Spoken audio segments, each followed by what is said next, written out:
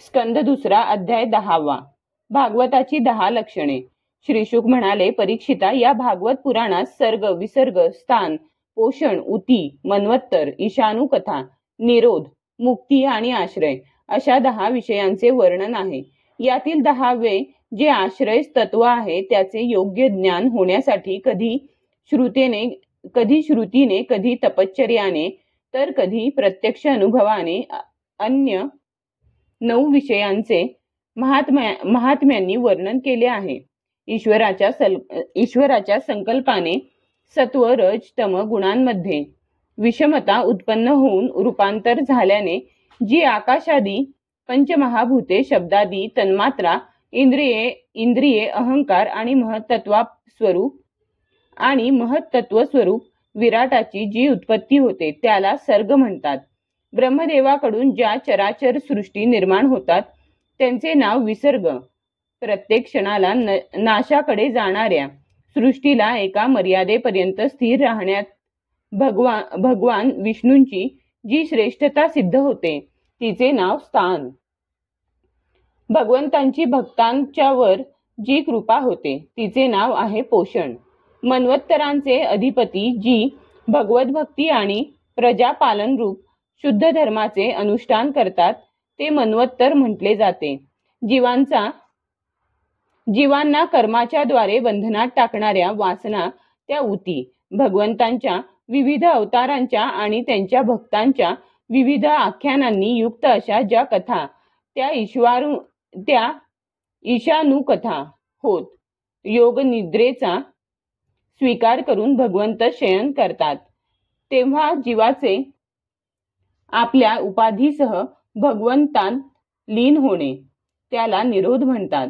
अज्ञानाने कल्पना केलेले कर्तृत्व, भोक्तृत्व इत्यादी अनात्म भावाचा त्याग करून आपल्या परमात्मरूप वास्तविक स्वरूपात स्थिर होणे म्हणजे मुक्ती होय. परीक्षिता, या चराचर जगाची उत्पत्ती आणि प्रलय ज्या तत्वाने प्रकाशित होतात ते परब्रह्मच आश्रय आहे. शास्त्रात त्यालाच परमात्मा असे म्हटले आहे. नेत्र इत्यादी इंद्रियांचा जो अभिमानी द्रष्टा जीव आहे तोच इंद्रियांच्या अधिष्ठात्री देवता, सूर्य इत्यादी रूपांत सुद्धा आहे. आणि जो नेत्रगोल इत्यादींनी युक्त दिसणारा देह आहे तोच या दोहोंना वेगवेगळे करतो. या तिघांपैकी एकाचा जरी अभाव झाला तरी दुसऱ्या दोघांचे ज्ञान होऊ शकत नाही. म्हणून या तिघांनाही जो जाणतो तो परमात्माच सर्वांचे अधिष्ठान असलेले आश्रय तत्व आहे. त्याचा आश्रय तो स्वतःच आहे, दुसरा कोणी नाही. विराट पुरुष जेव्हा ब्रह्मांड फोडून बाहेर पडला तेव्हा तो स्वतःला राहण्यासाठी ठिकाण शोधू लागला.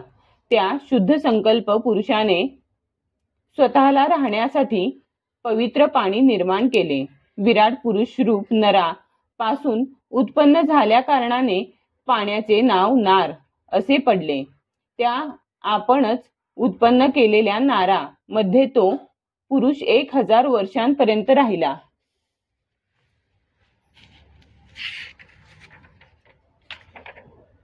म्हणून त्याचे नाव नारायण पडले. त्या नारायणांच्या कृपेनेच द्रव्य, कर्म, काल, स्वभाव आणि जीव आदींची सत्ता आहे.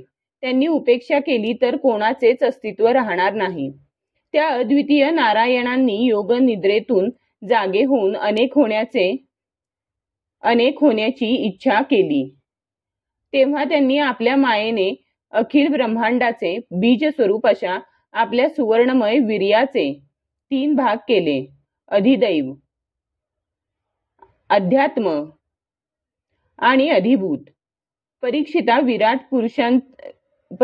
विराट पुरुषाचे एकच वीर्य 3 भागात कसे विभागले गेले ते ऐक. विराट पुरुषाच्या इकडे तिकडे हलण्याने त्याच्या शरीरातील आकाशापासून इंद्रिय बल, मनोबल आणि शरीर बलाची उत्पत्ती झाली. त्यांपासून या सर्वांचा राजा जो प्राण तो उत्पन्न झाला. राजाच्या पाठोपाठ त्याचे सेवक जसे चालतात तसेच सर्वांच्या शरीरातील प्राण प्रबळ असेल तरच सर्व इंद्रिये सुद्धा प्रबळ राहतात. आणि प्राण जेव्हा सुस्त होतो तेव्हा सर्व इंद्रिये सुद्धा सुस्त होतात. जेव्हा प्राणाचे येणे जाणे वेगाने होऊ लागले तेव्हा विराट पुरुषाला तहान भुकेचा अनुभव येऊ लागला. खाण्यापिण्याची इच्छा होताच सर्वात प्रथम त्याच्या शरीरात मुख प्रगट झाले. मुखापासून टाळू आणि टाळूपासून रसनेंद्रिय प्रगट झाले. यानंतर ज्यांना जीभ ग्रहण करते ते अनेक प्रकारचे रस उत्पन्न झाले. जेव्हा त्याला बोलण्याची इच्छा झाली तेव्हा त्याच्या मुखापासून वाक इंद्रिय, त्याची अधिष्ठान देवता अग्नी आणि त्याचा विषय बोलणे हे 3 प्रगट झाले. यानंतर पुष्कळ दिवसपर्यंत त्या जलातच तो पडून राहिला. श्वासाच्या वेगामुळे नासिकांद्रिये यानंतर पुष्कळ दिवसपर्यंत त्या जलातच तो पडून राहिला. श्वासाच्या वेगामुळे नासिका छिद्रे प्रकट झाली. जेव्हा त्याला वास घेण्याची इच्छा झाली तेव्हा त्याच्या नाकात घ्राणेंद्रिय येऊन बसले आणि त्याची देवता वास पसरविणारा वायू प्रगट झाला. प्रथम त्याच्या शरीरात प्रकाश नव्हता. नंतर त्याला जेव्हा स्वतःला आणि दुसऱ्या वस्तू पाहण्याची इच्छा झाली तेव्हा डोळे, त्यांचा अधिष्ठाता सूर्य आणि नेत्रेंद्रिय प्रगट झाले. जेव्हा वेदरूपी ऋषी विराट पुरुषाची स्तुती करून त्याला जागे करू लागले तेव्हा त्याला ऐकण्याची इच्छा झाली. त्याच वेळी कान, त्यांची अधिष्ठात्री देवता, दिशा आणि श्रोत्रेंद्रिय प्रगट झाले. यांमुळेच शब्द ऐकू येतो. जेव्हा त्याला वस्तूंची कोमलता, कठीणपणा, हलकेपणा, जडपणा, उष्णता आणि थंडपणा जाणण्याची इच्छा झाली तेव्हा त्याच्या शरीरामध्ये त्वचा निर्माण झाली. पृथ्वीतून जशी झाडे उगवतात त्याच प्रकारे त्या त्वचेतून रोम निर्माण झाले आणि त्याच्या आत बाहेर राहणारा वायू प्रगट झाला. स्पर्श ग्रहण करणारे त्वचा इंद्रिय निर्माण होऊन त्याने शरीराला सगळीकडून लपेटून घेतले. त्यायोगे त्याला स्पर्शाचा अनुभव येऊ लागला. जेव्हा त्याला अनेक कर्मे करण्याची इच्छा झाली तेव्हा त्याला हात फुटले. त्यांना ग्रहण करण्याची शक्ती आणि त्याची अधिदेवता इंद्र तसेच या दोन्हींच्या आश्रयाने होणारे ग्रहण रूप कर्म प्रगट झाले.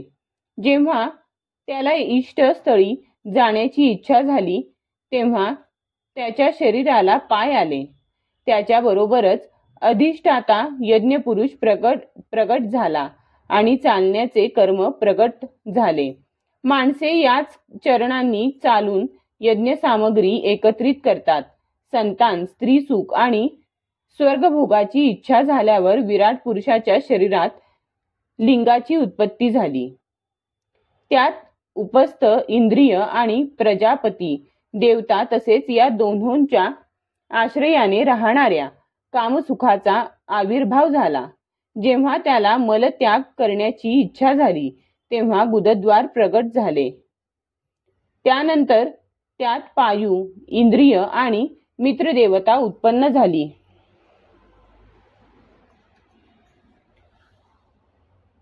या दोन्हींच्या द्वारा मलत्यागाची क्रिया होते. अपान मार्गाद्वारे एका शरीरातून दुसऱ्या शरीरात जाण्याची इच्छा झाल्यावर नाभी प्रगट झाली. त्यातून अपान आणि मृत्यू देवता प्रगट झाली. या दोन्हींच्या आश्रयानेच प्राण आणि अपान वेगळे होऊन मृत्यू येतो. जेव्हा विराट पुरुषाला अन्न पाणी घेण्याची इच्छा झाली तेव्हा पोट, आतडी आणि नाड्या उत्पन्न झाल्या त्याचबरोबर आतड्यांची देवता समुद्र, नाड्यांच्या देवता नद्या, तसेच समाधान आणि पोषण हे दोन्ही त्यांच्यावर अवलंबून असणारे विषय उत्पन्न झाले. जेव्हा त्याने आपल्या मायेविषयी विचार करण्याची इच्छा केली तेव्हा हृदयाची उत्पत्ती झाली.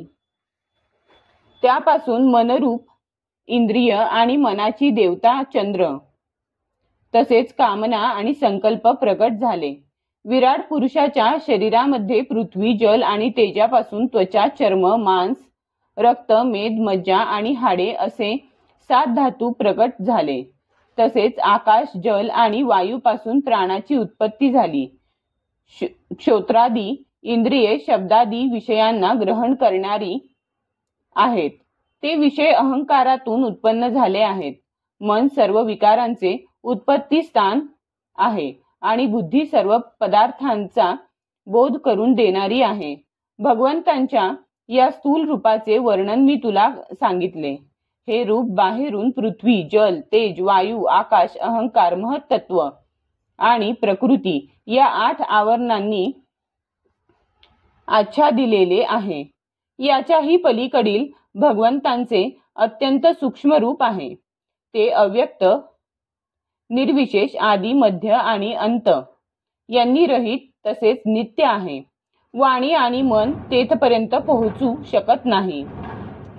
मी तुला भगवंतांच्या स्थूल आणि सूक्ष्म अशा ज्या 2 रूपांचे वर्णन ऐकविले ती दोन्हीही रूपे भगवंतांच्या मायेच्या द्वारे रचलेली आहेत.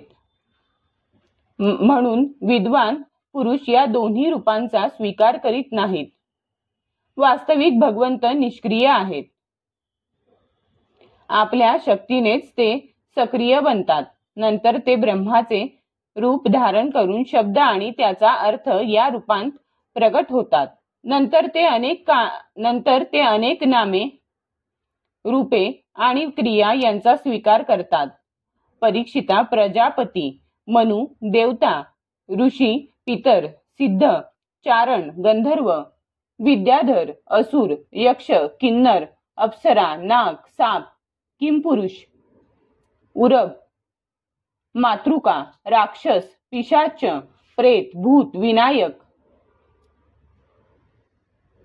कुष्मांड, उन्माद, वेताळ, यातुधान, ग्रह, पक्षी, मृग, पशु, वृक्ष, पर्वत, सरपटणारे प्राणी अशी संसारात जेवढी नामरूपे आहेत ती सर्व भगवंतांचीच आहेत. जगात चर आणि अचर भेदाने 2 प्रकारचे तसेच जरायुज, अंडज, स्वेदज आणि उद्भिज्ज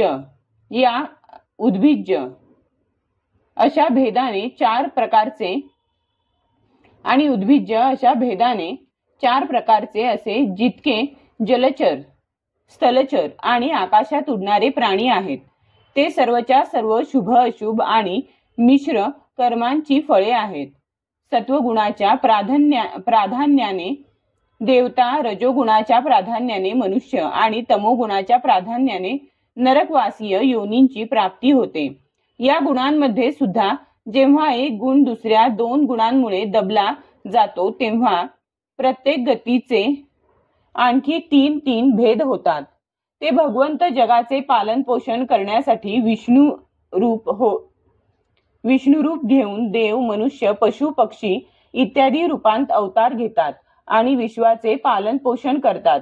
प्रलयाचा काल आल्यावर तेच भगवान आपणच निर्माण केलेल्या या विश्वाला जसा वायू मेघमालेला आपल्यात लीन करून घेतो त्याप्रमाणे कालाग्नी स्वरूप रुद्राचे रूप धारण करून आपल्यात लीन करून घेतात. महात्म्यांनी भगवंतांचे अशा प्रकारे वर्णन केले आहे. परंतु याच्याही पलीकडील ते असल्या कारणाने तत्वज्ञानी पुरुषांनी त्यांना अशा रूपातच केवळ पाहता कामा नये.